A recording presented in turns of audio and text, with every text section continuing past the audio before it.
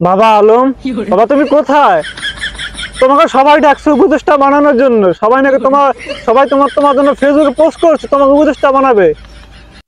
তোমার সবাই বসে আছে। বাবা তুমি কোথায় বাবা? তুমি না উপদেষ্টা হবে না? তুমি তাড়াতাড়ি আসো বাবা, তাড়াতাড়ি আসো, তাড়াতাড়ি তাড়াতাড়ি। সবাই পাগল তোমাকে উপদেষ্টা বানানোর জন্য। তুমি আসো বাবা, আসো বাবা। তুমি আর এটা আর করো না বাবা। তোমার জ্বালা আমরা থাকতে পারতেছি না বাবা। শুধু ঢুকলে শুধু তোমাকেই দেখা যায় বাবা। তুমি আমাদের এই জ্বালাটা দিও না বাবা। তুমি কেন এমন কথা করছো বাবা? তুমি চলাচলে চলে আসো উপদেষ্টা হওয়ার জন্য। ঢুকলে শুধু তোমাকেই দেখা যায় বাবা। কেন? চলাচলে চলে আসো উপদেষ্টা হওয়ার জন্য বাবা। এটা তুমি করো না বাবা। তোমার জন্য তো অনলাইনে থাকতে পারছি না বাবা। তুমি চলাচলে চলে আসো। জনগণ তোমাকে মারতে মারতে তোমার জাঙ্গে বাজার সবকিছু তোমার খুলে ফেলছিল না বাবা। এবার আসো বাবা, তোমার কিচ্ছু রাখবে না বাবা। তুমি তাড়াতাড়ি চলে আসো উপদেষ্টা হওয়ার জন্য। তুমি আসবে না? কবে আসবে? কবে আসবে তুমি উপদেষ্টা হওয়ার জন্য? সবাই তোমার জন্য, তোমার সাপোর্টার, সবাই সাপোর্টার এখানে আছে। তাহলে চলে চলে আসো উপদেষ্টা হওয়ার জন্য। বাবা তুমি যে গান গাও বাবা, তোমার গান শুনলে বাবা কুত্তা মনে কর খারাপ জায়গা লগলকে জনগণ জায়গা বাবা। তুমি আর ওই গান গাও না বাবা। তুমি আমার আর জ্বালা, আমাদের আর জ্বালা বাড়াও না বাবা। আর এটা করো না। আমরা তোমার লেখা সোশ্যাল মিডিয়া থাকতে পারতেছি না বাবা। শুধু দেখলে শুধু আর চিৎকারে সে কান্না আসে। তুমি কি গান গাও বাবা? তোমার গান শুনলে তো আমরা তো কুত্তা কুত্তা সুদা খালে নাই মেতে গা বাবা। এটা আর করো না। আসলে আমাদের বাংলাদেশে কিছু পাগল ছাগল মনে করেন যে কোথা থেকে আছে হিরো আলম। এই পাগল ছাগল কোথা থেকে আছে। আর সাংবাদিকরা, কিছু কিছু সাংবাদিক আছে, এই যে ওদেরকে জানি কিভাবে প্রমোট করে।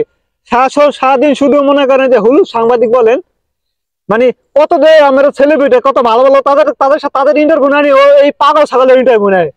আমরা কিছু বুঝি না। এই যে হিরো আলম পাগল, ওকে ইন্টারভিউ নিয়া ও বলছে না কেউ জন্য জনগণ পাগল ওকে এই উপদেষ্টা বানানোর জন্য। আসলে আমরা বলেন যার যোগ্যতা নাই, যার উপদেষ্টার যোগ্যতা, যার কোনো পড়াশোনা কোনো নাই, যে জীবনে রাজনীতি করে, রাজনীতির বিষয় বোঝে না, তাকে কি জনগণ চাইবে? আসলে আমাদের বাংলাদেশে কিছু কিছু সাংবাদিক আছে হলুদ সাংবাদিক, তারা শুধু তার পেছনে ঘুরে বেড়ায়। আপনারা বলেন যে ওর উপদেষ্টা হওয়ার কোন যোগ্যতাটা আছে? শুধু বললেই হলো না। একটা উপদেষ্টা হওয়ার কথা, উপদেষ্টাটা দায়িত্ব আছে। ও নাকি পড়াশোনা করছে, না রাজনীতি করছে, না রাজনীতির বিষয়ে কিছু বোঝে। আমার বুঝান। আমাদের কথা হচ্ছে একটাই, এই হিরো আলমকে আমি কিছু বলবো না। দেখবেন কিছুদিন আগে ওকে মারতে মারতে মারতে ওর শুধু নিচের জায়গা বাদে সব খুলে বলছিল। আপনার কিন্তু দেখছেন কিন্তু ওর যে ভাই কত দেওয়ার কি আমি কিছু বুঝি না। ওর যে মাথায় দিয়ে কি ঢোকে, ও মানে কয়দিন পর ওনাকে কিছু ভাইরাল জিনিস নিয়ে আসে। মানে জনগণ যে আমি কিছু বুঝি না, একটা ভালো একটা লোক একটা কথা বললে তাকে তারা সাপোর্ট না করে। এই যে হিরো আলম বলেন, হিরো আলম কি আমরা কিছু বুঝি না। হিরো আলম ও একটা, ওর নাকি পড়াশোনার যোগ্যতা আছে নাকি। আমি ওর চেহারা নিয়ে কথা বলবো না, কারণ মানুষের চেহারা হচ্ছে মানুষের সৌন্দর্য, এটা আল্লাহ দেয়।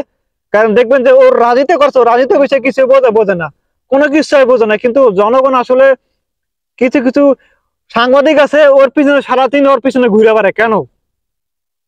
আসলে এই জন্য ভিডিওটি বানানো। আসলে আমার ওকে নিয়ে কোনো কথা বলার ইচ্ছা ছিল না, কারণ কি কথাগুলা বললাম, কারণ আপনাদের জন্য আমার এই কথাগুলা বলতে হচ্ছে। সারাদিন শুধু হিরো আলমের পিছনে আপনারা পড়ে থাকেন।